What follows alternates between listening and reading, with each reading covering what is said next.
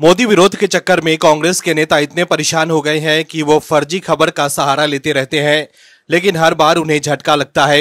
कांग्रेस के नेताओं की आदत है कि वो सिर्फ आरोप लगाते हैं, लेकिन अपने आरोपों को लेकर वो अक्सर गलत साबित हो जाते हैं। राहुल गांधी भी चुनाव आयोग पर वोट चोरी का आरोप लगा रहे थे, लेकिन ना तो वो हलफनामा दे रहे हैं और ना ही कोर्ट जा रहे हैं। लेकिन कांग्रेस के नेता आरोप जरूर लगा रहे हैं। वहीं अब कांग्रेस की एक इंटरनेशनल बेइज्जती हो गई है। वहीं राहुल गांधी विदेश जाकर भारत के महान लोकतंत्र पर सवाल उठा रहे हैं और कह रहे हैं कि भारत के लोकतंत्र पर इस समय बड़े पैमाने पर हमला हो रहा है और ये देश के लिए सबसे बड़ा खतरा है। लेकिन सब जानते हैं कि कांग्रेस ने इस देश पर आपातकाल थोपकर लोकतंत्र का गला घोटने की कोशिश की थी। वहीं अब राहुल गांधी के चक्कर में कांग्रेस के नेता भी मोदी सरकार के पीछे पड़े रहते हैं, लेकिन अब कांग्रेस को जोर का झटका लगा है। क्या है खबर, बताते हैं आपको इस रिपोर्ट में। दर्शकों, कांग्रेस के लोग काम के नाम पर पीएम मोदी से मुकाबला नहीं कर पा रहे हैं तो वो झूठ का सहारा ले रहे हैं, लेकिन इस बार भी वो बुरी तरह एक्सपोज हो गए हैं। दरअसल एक तरफ जहां विदेश जाकर राहुल गांधी भारत के लोकतंत्र को बदनाम करने की कोशिश कर रहे हैं, तो वहीं दूसरी तरफ कांग्रेस के नेता विदेश नीति पर मोदी सरकार को घेर रहे हैं। लेकिन अब दूध का दूध और पानी का पानी हो गया है। दरअसल कांग्रेस ने रूस द्वारा पाकिस्तान को JF-17 इंजन दिए जाने संबंधित खबरों का हवाला देते हुए पीएम मोदी पर निशाना साधा है।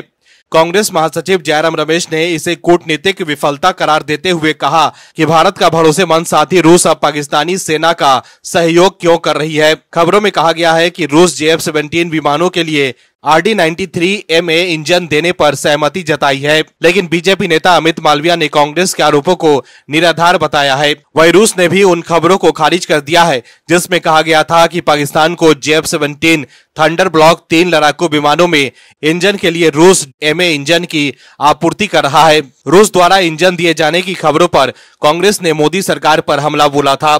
ऑपरेशन सिंदूर के दौरान JF-17 लड़ाकू विमान का इस्तेमाल पाकिस्तान ने किया था, जिसे भारतीय वायुसेना ने मार गिराया था। रूस द्वारा विमान का इंजन देने की खबर उस वक्त आई जब रूस के राष्ट्रपति पुतिन भारत आने का बेसब्री से इंतजार कर रहे हैं। बीजेपी नेता अमित मालविया ने एक्स पर कांग्रेस पर हमला बोला है। अमित मालविया ने कहा है कि रूस ने उन खबरों को खारिज कर दिया है जिसमें कहा गया था कि मॉस्को पाकिस्तान को JF-17 थंडर ब्लॉक 3 लड़ाकू विमानों में लगाने के लिए DR-19MA इंजन की आपूर्ति कर रहा है।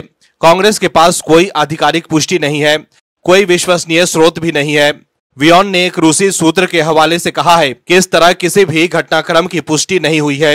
रूस और भारत के बीच बड़े सौदे की संभावना की तलाश अभी भी जारी है। ऐसे में कोई व्यक्ति जानबूझकर दोनों देशों के बेहद मजबूत और दीर्घकालिक सहयोग में दरार डालने की कोशिश कर रहा है। उन्होंने कहा कि पाकिस्तान के साथ इस स्तर का सहयोग नहीं हो सकता जिससे भारत को टक्कर महसूस हो। दरअसल कांग्रेस नेता जयराम रमेश ने एक छोटी वेबसाइट का हवाला देते हुए कहा था कि रूस पाकिस्तान को जेट इंजन दे रहा है। वहीं बीजेपी नेता अमित मालविया ने जयराम रमेश पर दुश्मन का पक्ष लेने और रूस द्वारा पाकिस्तान को RD-93MA इंजन की आपूर्ति की खबरों को खारिज करने के बाद भारत के साथ न खड़े होने का आरोप लगाया।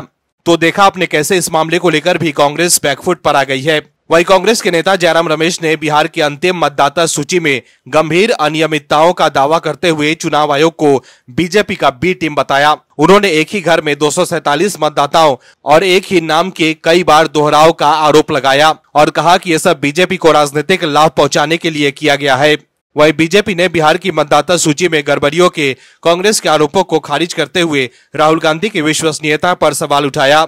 बीजेपी प्रवक्ता गौरव भाटिया ने कहा है कि सुप्रीम कोर्ट ने भी चुनाव आयोग के निष्पक्ष चुनाव कराने के प्रयासों की सराहना की है, जबकि कांग्रेस हार के डर से ऐसे निराधार आरोप लगा रही है। Bureau report OMH news. आप दर्शकों से विनम्र निवेदन है कि चैनल को सब्सक्राइब जरूर करें